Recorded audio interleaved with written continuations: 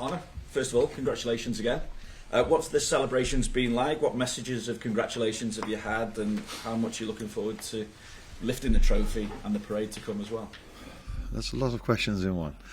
Of course, a lot of messages, and yeah, they are 9 out of 10 times they're the same. But it comes from a good heart, and it's always nice to get these messages. I've tried to answer all of them, not by sending big messages back, but try to answer all of them. It's been amazing, especially Sunday. It was maybe for all the Liverpool fans, but for many of them, one of the best days of their lives, and I think it was the same for me. The way the whole day went, arriving at the stadium, how intense the fans already were, then during the game going 1-0 behind, so it even felt like, oh, they're not going to give it to us, we have to work for it. Scoring the goals, yeah, seeing how much it meant to the players, but also to the fans was, and for me, was really special to be part of. Who was the most famous person you got a message off of congratulations? Yeah, I assume that's Jürgen. Yeah. What did he have to say? What did he have to say? Yeah, what most of them said, congratulations. And now you know how special of a club it is. Now you are part of the history as well. These kind of things, and he was really happy for me, for the players, for the staff, for the fans. Like we all know Jürgen, so yeah, maybe I forget a few, but I think he was the most famous one. Yeah. What opportunity do you see now in the remaining games, and how do you refocus after that big celebration last weekend? It's always it's nice that we play some very strong teams with Chelsea, Arsenal, Brighton, and Palace. So that gives immediately the challenge to those games. It's the end of the season, but we'll also have to look at this as the start of next season already. So, but yeah, it's Chelsea away first. We played them earlier on in the season, and I'm completely surprised, not shocked, but surprised if I look at the gap we have with them at the moment, because at that moment of time, they were the better team on the pitch. But we found a way to win, and that is a quality that we didn't need a lot, because mostly we were the better team on the pitch.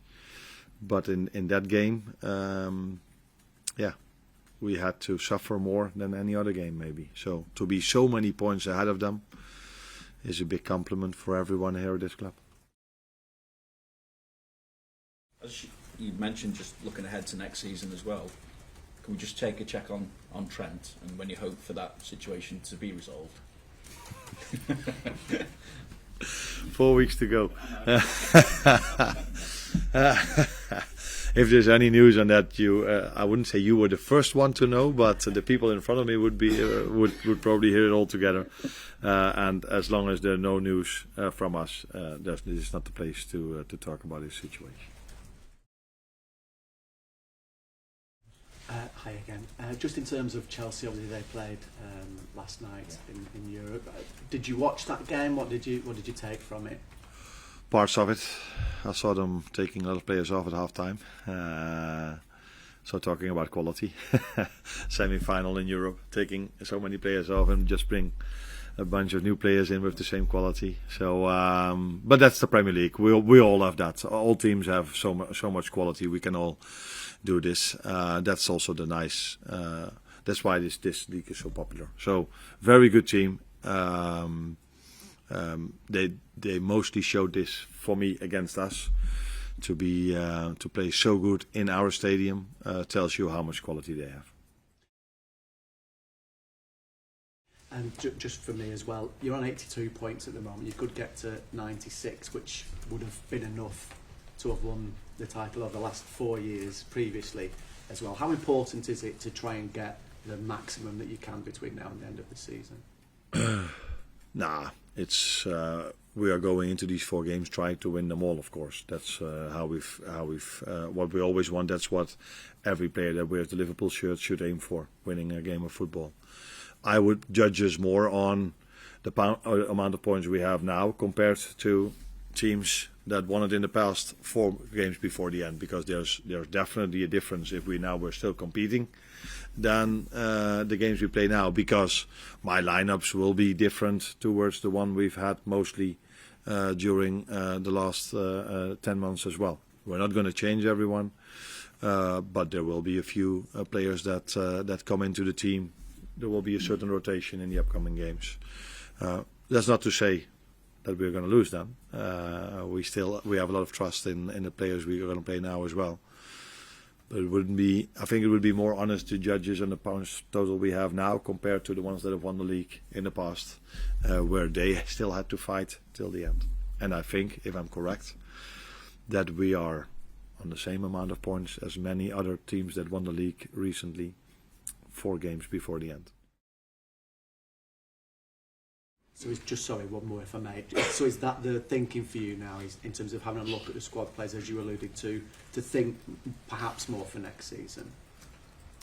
This season as well, because I think some of them deserve to play already earlier this season, because they've trained so well. They are good enough to play for this club. But I mainly chose the same players. And I think this is also a moment to see where they are. Also looking towards next season maybe a bit already. But definitely also because they deserve to play this season. Thank you. We've been speaking to lots of fans this week who seem to really, really love the way you celebrated, both on the pitch and afterwards as well at Anfield on Sunday. I just wondered, do you feel like your connection with the Liverpool supporters went up a notch after the celebrations unfolded? If that was still possible, because I from the first day I'm here, I feel that they support me and the team, but definitely me as well. I think if you win something together, it's for the same with me, with the staff, with the team, with the fans, the players, with each other. It always goes up a notch. That's what you said. When you win something together, it's a game of football, but even more if you win a trophy together. That always lifts you to a new dimension. Yeah. And Harvey Elliott said this week that he wants to stay and fight for his place. He's not perhaps had as many minutes as he'd have liked this season. Is he someone that you feel has got a big future at Liverpool? I think first of all, it's very important that players who are here with us like to stay. That's a big compliment to everyone working here. And Harvey is one of the players that haven't had as much playing time as he maybe deserved.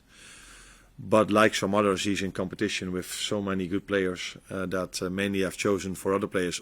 Also partly because he was injured for a long time, and I've been honest with him. The first part after he came back from his injury, he wasn't the same as he was before his injury.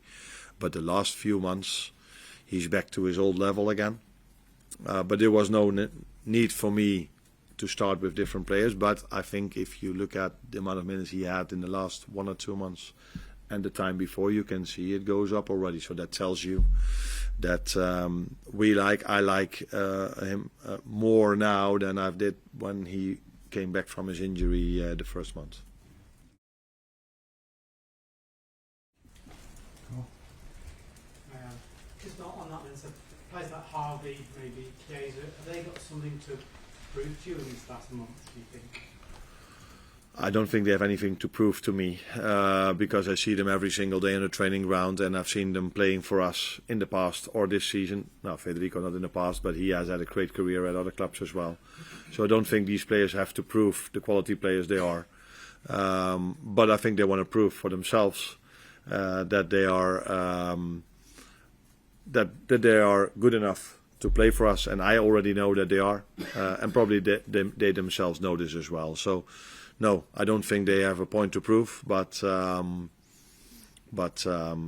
do think they would like to play. But as I said, it's not now that all the ones that have played all the games are not going to play anymore, and all the other ones are going to play now. I've did this once before, Plymouth away, and I got quite a lot of criticism by you, or didn't I? So I don't think, and that is probably then also not an honest chance. So we will mix it up. But it's not going to be 4 games with the same lineup as we had against Tottenham. You mentioned earlier that you're already starting to think about next season, which this season you never did. You always think about the next game. So how much advantage does winning the league with 4 games to go give you in terms of looking forward to next season, in terms of planning and everything? There are so many things that have influence on next season. Is it an advantage, yes or no, that some teams could go to the Club World Cup? Is it? I think the main advantage of winning the league is that till now, if I spoke to players, new players that we wanted to bring in, I always told them that our fans are really special, that it's special to play at this club. I think that was maybe not even necessary to tell them in the past, but after Sunday, I don't think I ever have to tell anyone again how special our fans are, because that was unbelievable. Not only because of how much emotions there were, but them not coming onto the pitch. The amount of times I see teams winning the league and there's a pitch invasion, after 2 minutes everyone is like, yeah, what are we doing here? Let's go inside. But they all stayed in the stands, the way you say it, and the celebrations were incredible. But not even after the game, also during the game. So winning the league, having these fans, I think this is a big attraction to every player we want to bring in, and that's definitely helpful. But if it's helpful that we won the league now already for next season, that is so hard to tell you. Hi Arne. Considering the progress English teams have made in Europe, what does that say about the strength of the Premier League? Considering Manchester United are 14th and Tottenham 16th, and they could be contesting the Europa League final. Yeah, but I think the number 14 and 16 of the Premier League have so much more funds than the number 1 in Holland, for example. So it's not a complete surprise that teams, and we have many of them in the Premier League, have so many more funds than everywhere around the world, every other place around the world, except for Paris Saint-Germain, except for Barcelona, Real Madrid, and a few others. That is not a surprise that English teams go all the way into Europe, especially in the Conference League and in the Europa League, because they are in a different league when it comes to money compared to the other teams that play there. In the Champions League, it's more balanced, I think. So it's a big achievement from Arsenal that they are still in the semi-final.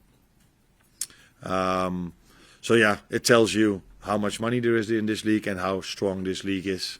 But we all knew this, that we didn't need this season to know that the Premier League is probably by far the best league and the most competitive league in the world. There are not many leagues where the number 15, 16, 17 now. Because of a coincidence, it's them, United and Tottenham. They normally are not there, but even the teams that are normally there have players that can play for the number 1 and the number 2 and the number 3 as well. And you don't see this in any other league, I think. No? Hi Arne, you mentioned that Chelsea were the better team in the first game, and they had some real joy tactically, probably giving you more tactical problems than anyone else this season. Do you enjoy these kind of tactical battles, and do you expect a similar examination on Sunday? Yes, because Chelsea plays the same style as they played at Anfield, and they've played the same style always. It's always 3-2, 4-1, or the way you want to call it. They always bring one of their defenders into the midfield, and they did this in our game as well. That wasn't a surprise because we've seen them playing. I think it was somewhere around the 11th game, or when did we play them? Yeah. So we knew that they did this, but we didn't defend that well enough, or they were just outstanding. That's also a possibility. I do feel that was one of their better games during the season. But yeah, apart from tactics, they have so many good players in their squad that is the biggest thing you have to fight against, not the tactics. It's always the players you have to play against. Speaking of the players, Alexis Mac Allister has been nominated for Premier League Player of the Month. I think he's probably been a little bit underrated over the course of the season. He's not someone who's been spoken about as much as some of the other players. How important do you think he is to the success you've been able to get this season? Yeah, I don't think he's underrated by me because he played maybe every game or close to every game. Maybe the few times he didn't play, that was because he either needed rest or he got a knock, so he couldn't play. Very important player, game intelligence, so comfortable on the ball. But what makes him even more special to me is normally players that have so much game insight and are so comfortable on the ball are not as aggressive and intense without the ball, and he is one of the few players in the world that combine this. So great game intelligence, great on the ball, but a tenacity, that's the word you use here. Without the ball, that is, in our midfield, he stands out in terms of tenacity. Can I just ask, is there any update on Conor Bradley? Is he going to be available for the weekend? He will train with us today, so that's the first start, and let's see how he does. So we expect him to be available. I don't know if that means that he's available to start, but if all goes well today and tomorrow, he will probably be in the squad. Yeah.